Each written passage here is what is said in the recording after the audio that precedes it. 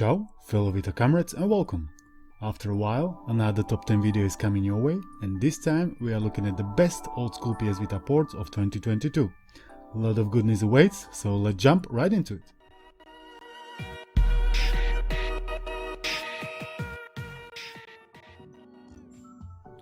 First old school phenomenon is the port of Rise of Triad, Dark War, originally developed by Apogee Software in 1995 and ported by Nordfear in 2022. It is an early first-person shooter. Player can choose one of 5 different characters, each bearing unique benefits according to their hit points, speed and accuracy. It began as a follow-up to Wolfenstein 3D, but it was soon altered and became a standalone game.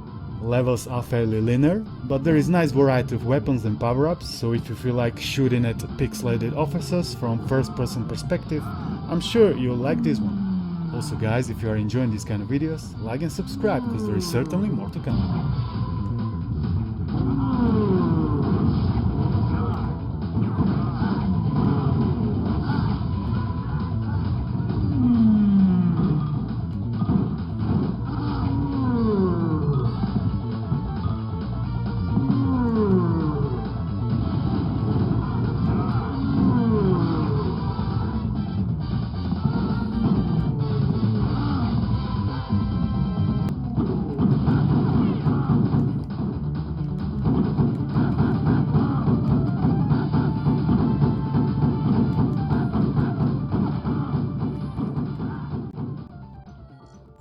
Second hardcore old-school JRPG is the port of Septerra Core, originally developed by Valkyria Studios in 1999 and ported by Issyos.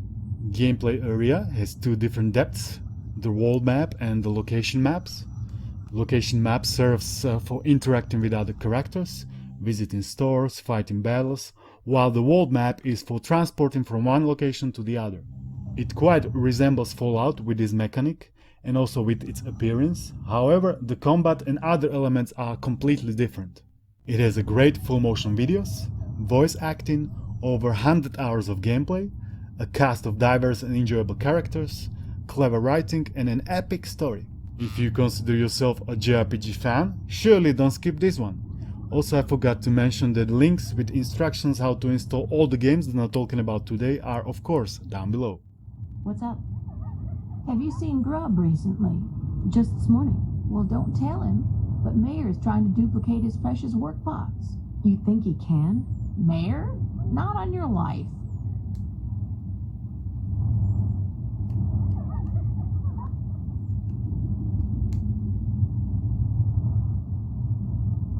Hey, guys. You're staying away from the desert, right? We're not afraid to go out, Maya.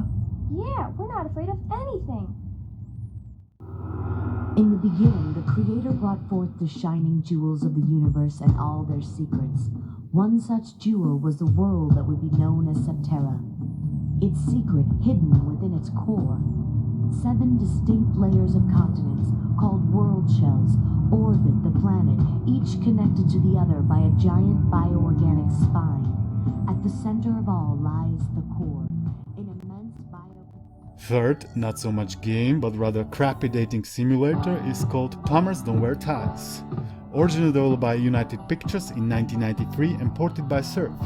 I'm aware this is more of a joke than a proper game, because there isn't much interactivity in there, besides the slideshow and selecting from menus. However, I'm still glad we have received it, because as we all know, every proper console must have Night Trap and Plumbers Don't Wear Ties in its library. Otherwise, we can't go back to the past to play the shitty games that suck ass. Also, quick shout out to all the developers for working hard and bringing the ports to the Vita. Your contribution is greatly appreciated. Keep it up. Ma.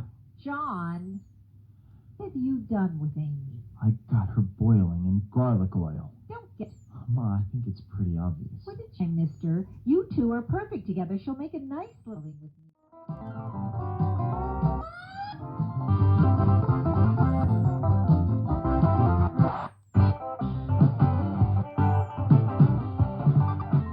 Fourth piece of software memorabilia on the list is the most recent port of the Death Rally. Originally developed by Remedy Entertainment in 1996 and ported by Enrique Perez. You start from the bottom of the ranking list, and your objective is to earn money by winning fast-paced 2D top-down battle races that you can use to buy new cars and equipment and progress further into the game.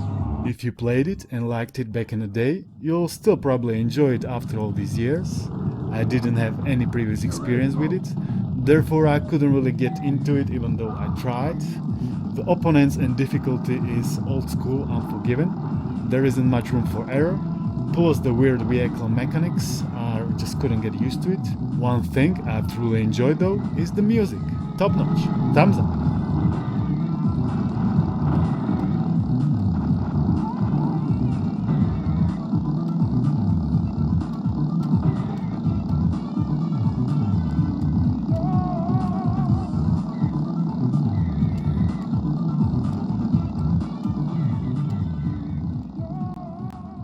On the 5th spot, we got the remake of the legendary shoot-em-up by Treasure nKaruga from 2001.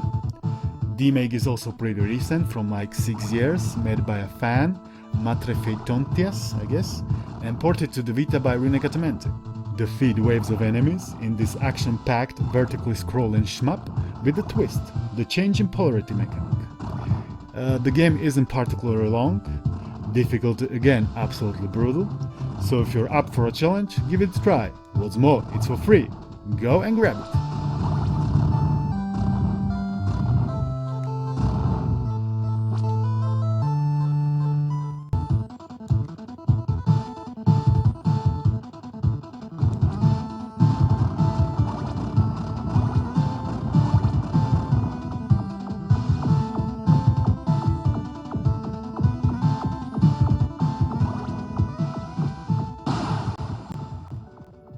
Sixth place is taken by the epic quest of a fisherman to save his daughter called Curse of Issyos. It's an original game made by Locomalito and ported by Ivan Proof. It can be also played via your loader. I'm playing the ported version. Again, it is a recent game from 2015 but made in a very faithful 8-bit retro style. The music and Greek mythology thematic perfectly complements the vibe and feel of the game. There are 7 levels, 9 bosses, more than 45 unique enemies, and at least 45 minutes of solid gameplay. Controls are very tight, and if you are into Greek myths like myself, you'll be in 7th heaven. Zealous Chuck recommends.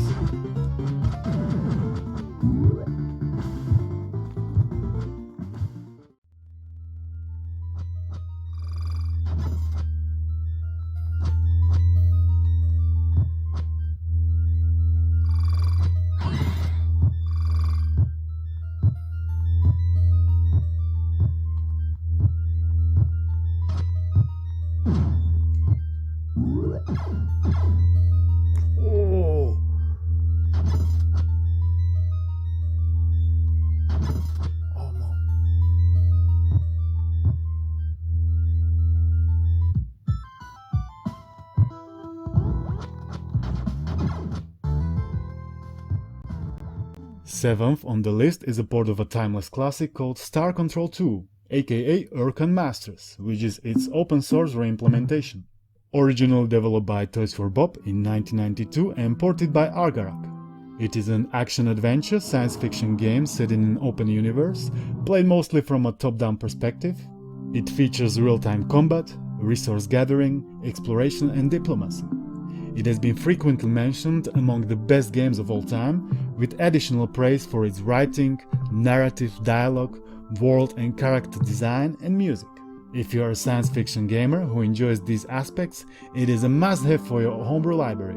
There are so many planets to explore, mysteries to solve and battles to fight that the game may dominate your spare time. Remarkable.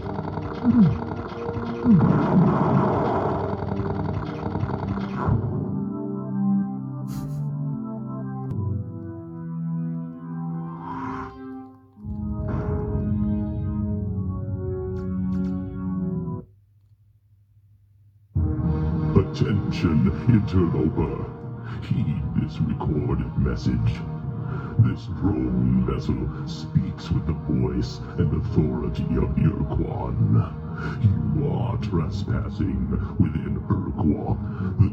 Nor will hostilities against our orbit.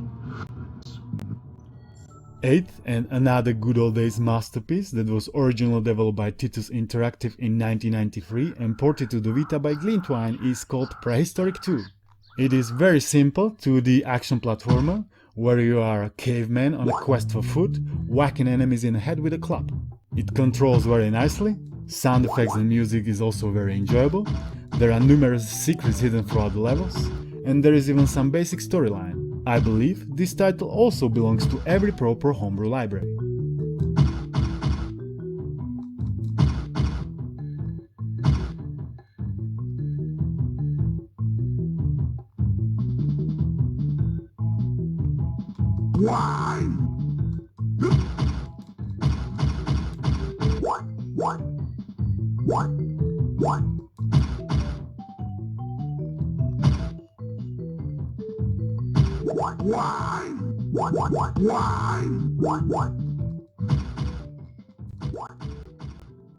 We are getting closer to the end, so I think it's about time we start to cover some next level retro nostalgia.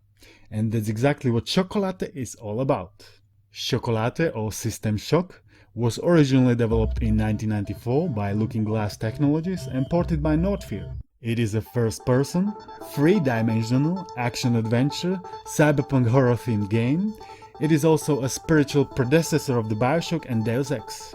The game is set inside a large, multi-level space station, in which players explore, combat enemies and solve puzzles. Progress is largely non-linear, and the game is designed to allow for emergent gameplay. If you haven't played it before, it is quite complex experience, so make sure you will learn the basics first, and just then you can fully immerse yourself into the chocolate. Graphics and sound are outstanding, and the game is well paced and riveting. Controls need some getting used to.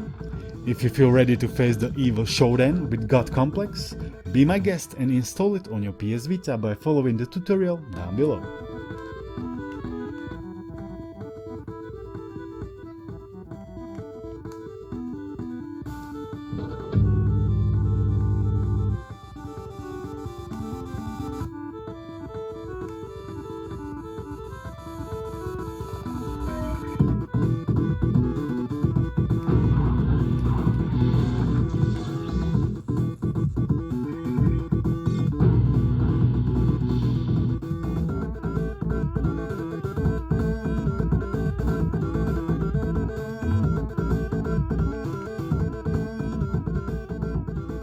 Final, multiple award-winning physics-based puzzle/construction indie game, originally developed by 2D Boy in 2008 and ported by Rin, is of course the fans' favorite World of Goo.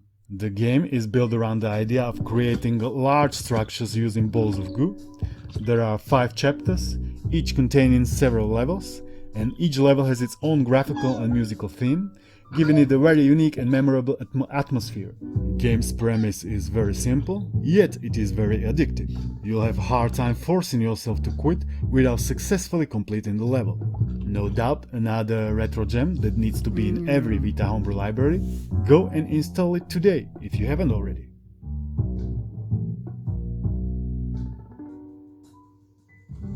And that would be it for this episode. Let me know which one do you like the most. If you've enjoyed it, please give it a thumbs up, subscribe to not miss upcoming content, click join to become a channel member, check out our Discord, my socials, all the links are of course down below. Thanks for watching and I'll see you in the next one. Peace.